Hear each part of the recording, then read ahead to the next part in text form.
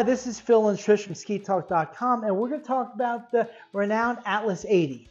But before we can talk about the Renoun Atlas 80, we have to talk to you about where this evolution of ski came from. So let's talk. Renoun is a company based in northern Vermont, started by a young man named Cyrus Schenk. Cyrus came to us back probably about 2015, 2016 when we first launched Pugliese.com. Renoun is a very unique company. It's not necessarily a ski builder, but a technology company which specialized in, at that time, HDT, which was hyper damping technology. HDT is a polymer that reduces vibration in a ski. And what it does is as the ski speeds up, the polymer stiffens up, quiets the ski on snow. As the ski slows down, it relaxes a little bit and makes the ski a little more compliant. That's in technology, and that's what makes Renoun a Renoun. But going from the Z90 that we have here to the Atlas, a lot has happened, and I have to say that we had some input in that, so we are pretty close to this review as far as in this whole process. Starting off with the Z90 here, we have a ski that has a very dramatic shape ski.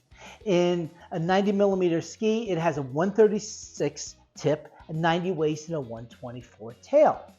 Pretty dramatic numbers in the shape of a ski. So that ski really comes into a turn hard and fast and holds through that. It was great for expert skiers. They really loved that ski. It really did ski like a wide slalom ski.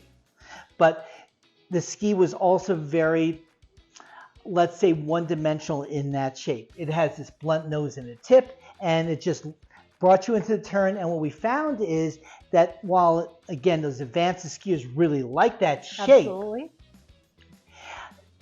It was very limiting once you got into mixed conditions. We talked a lot to Cyrus about it. He says, well, what do you think we could do with it? And again, as much as we love this ski for us, we wanted to broaden the appeal of the ski. And one of the things that we felt that the ski needed was actually a little bit more taper in the tail. So what they did with the new Atlas series is we dropped the waist 10 millimeters. You could say it went on a diet. It went on a diet. Tip came in only 7 millimeters, but the tail also came in 10.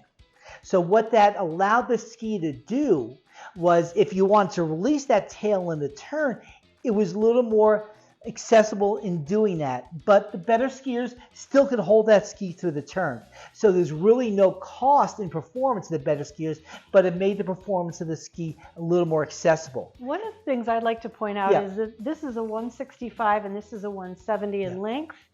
And even though these have two different shapes to them and two different waist widths, they're both a 14-meter radius. However, the Z90, like Phil said, would hold you through the turn all the way with that dramatic tail. This particular one, the Atlas 80, releases a little bit smoother, a little bit nicer. If you want to get on top of it and make it carve hard through the turn, you can absolutely do that, but it doesn't punish you if you don't. No, you're absolutely right. And the way that they were able to achieve that same turn radius on it is they took that extra 5 millimeters out of the tip. If we take a look at the ski here, again, I talked to that shorter, more blunt tip on it. This one's a little bit longer around it. Contact point's still the same. But also, the side cut isn't quite as dramatic here where that tip was brought in. Right.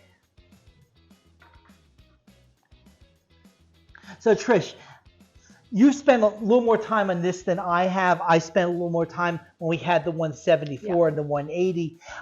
In the development stage, I worked a little bit with the longer lengths of this one, but you've also spent a little more time here. Yeah, when the development team was out at what was then Squaw, I was a little jealous because I wasn't on the new shiny skis because they were all too long for me. But I did a lot of videoing and I listened a lot, I paid attention a lot, and when it came out, I was pretty excited. And a 170 length is a great sweet spot for me. I love skis right in that range. And I, again, had a chance to ski it at Palisades Tahoe and Mount Rose, and I took it around a little bit. What I really like is it's friendly in coming into the turn. It holds an edge beautifully. The base structure was amazing. I really enjoyed the friendliness, the accessibility.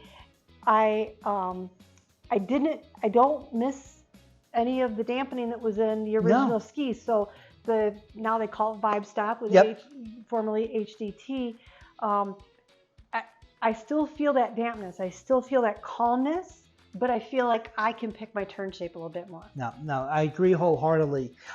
You definitely nailed it as far as the feel of this new ski. It's a better ski for more skiers. Absolutely. Without alienating the skiers that loved it before. Right. Would I still like to see a 90mm version of the ski? Yes, Cyrus, I would. But this one here at 80 really does fit the need, and it did much better than the original 77, which really never quite felt right. We couldn't just bring this radius down 13 millimeters. It didn't work. This one here, it does work. I never warmed up to the 77, but I love the 90, and I would choose this ski to go out as a daily driver as well. No, I think they did a great job, and in that semi-premium range, because actually Renoun is very progressive in the pricing of their skis. To that point, Renoun is a direct-to-consumer brand. You can buy the skis directly from Renoun.com, as you see right here. And there, I believe, is also a 30-day money-back guarantee for skiing the ski. But as far as for this new series of ski, I think they did a really good job as far as broadening that appeal. Absolutely. So if you want to summarize who's it for is somebody who's looking for a calm, damp ski that is accessible and fun and friendly if you're going to spend most of your time on the groomers. Yep. Now, and as far as who's it not for, I still have found some nth-degree power skiers kind of being a little bit over the ski, but I mean, those skiers will tend to be on a race ski anyway. Right. So, but as far as a good recreational ski in this range, and if you want a little bit of individualism in the lift line, you've got a really good option here with the Atlas 80. Right. And I definitely put this ski up against any of the other premiums in that class, that $1,000-ish price range ski, even though this is a little bit below that price point. Right. So, and then it comes back to, we'll circle back to, skiing is fun. To read the full review of this ski, please go to SkiTalk.com and click on the review tab. Please also hit the like button and subscribe to our YouTube channel to see more reviews and other ski-related content, and add thoughts in the comment section below. Of course, follow SkiTalk.com on all of our social media channels. No shoes were polished during the production of this video.